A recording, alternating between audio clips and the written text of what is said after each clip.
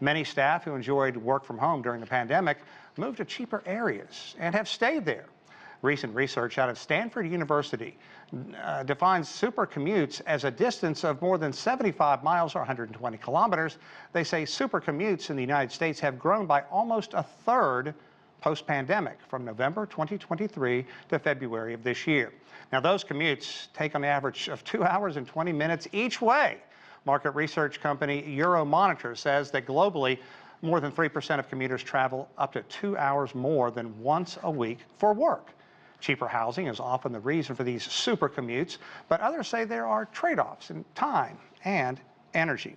Okay, so guess what? We're going to take a closer look at these trade-offs, plus other shifts in workplace culture. For more on that, here's Chris Dyer, a company culture keynote speaker, an author, and remote work expert. I love that title, remote work expert. I know a lot of people that want to master in that, Chris. Thanks very much for taking time to chat with us.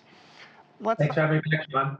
Let's start by talking about this new Starbucks CEO's plan to live in California while his office is thousands of miles away, because that came out kind of after everything, because he was a big wig that I think turned Chipotle around and now has this gig. So a lot of people are hoping for good things, but how unusual is this travel arrangement? It's actually not that unusual considering what's happened traditionally. So we know executives have gotten to use big planes and been shipped all around. Certainly if you are working for a company that has operations, retail operations all around the country or the world, this is not that unusual. And I think he's getting some slack for this because of some of the things that happened with Chipotle right at the end of his tenure. Because the exact same thing is happening with Hillary Super, who's just took over for Victoria's Secret, but we're not hearing anything about that. So there's some connection there. Yeah, and you know, the Seattle area has this reputation for being very concerned about the environment. It's a lovely area to get out and walk around in. So what about the response from the Starbucks employees and the public in general to this super commuting plan, especially when it comes to the carbon footprint? Yeah, so I think the sustainability part is really the area where they're going to have the most problems here, because that's not very sustainable. Now, he is supposedly going to be in 3 days a week, which is their hybrid work policy that all of their non-retail staff are abiding to. And so it's interesting. I think this was the trade-off. I know we worked at Taco Bell previously, which is in Orange County, and then he took over Chipotle, and I think he moved the headquarters from Denver to Orange County. Don't think you're going to move the headquarters of Starbucks from Seattle to Orange County. So this may have been the trade-off to get him to be the CEO. Yeah, that'd really be a cup of coffee to go if he could pull that one off. Let's talk about the sort of privileges that are available, however, to the rank and file workers across various industries, because we've seen setups like this in the COVID pandemic. Is it happening outside of the U.S.? Because I know some states have been trying to lure people to move there, and they'll pay them and give them access to all the great things there, whether it be golf or skiing and things of that nature. So there certainly are these enticements. There are, and a lot of states and cities have done a great job to get people to come with different incentives and things to have them come into their state. And I think that's a really great thing to kind of depopulate some of the overpopulated areas and get people back into kind of revitalizing some really great communities. But that's remote work for the primarily that's remote work. But you're talking about hybrid work, which is I may live far away, but then I'm going to get in my car or a plane or whatever, and I'm going to go into the office for a few days a week to fulfill that obligation.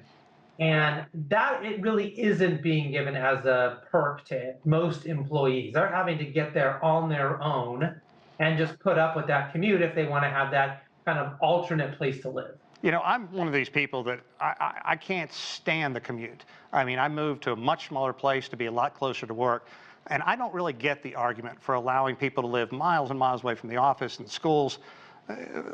What's the attraction?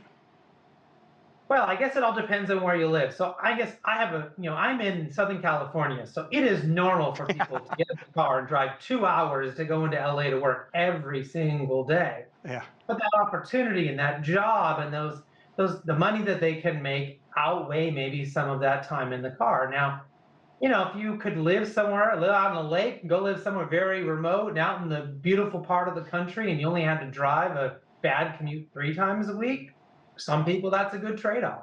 I'm with you though. I want remote work. I want to be able to work from home. I don't want any traffic at all. Yeah. Okay. So what's the threshold? How far do people live and make this commute? Again, it does really depend on the geographical areas, but we are seeing people do very significant amounts of driving. So 2 to 3 hours sometimes to be able to have that trade-off. Now, that's always like, is the pay there for them? Is that work-life balance there for them? Does that make sense? Can they squish it? Like, can they go in the office Monday, Tuesday, Wednesday, and Right. then be able to work from home Thursday, Friday, and then be home for the weekend? Those are all big factors. Yeah, and I think that's going to be the big rub, because is this a trend? This, perhaps a changing the traditional workplace? Is this the next frontier? Or do you think it's going to fizzle out because of cost, because of frustration by companies that rent out these giant buildings? And also, it can have an impact on relationships if you're spending hours and hours in the car rather than next to somebody you care about. Well, it's certainly here to stay. And what happened is that the average employee was democratized into the hybrid work environment. Salespeople, leaders, senior leaders, executives, they already had this. This was already prior to COVID, a normal part of their life. But the average employee had to come in no matter what. So they're actually being given more flexibility than they were before the pandemic. Okay. Chris Dyer, good stuff. Thanks very much, and enjoy that Southern LA lifestyle you have, my friend. Thank you. Thanks, John.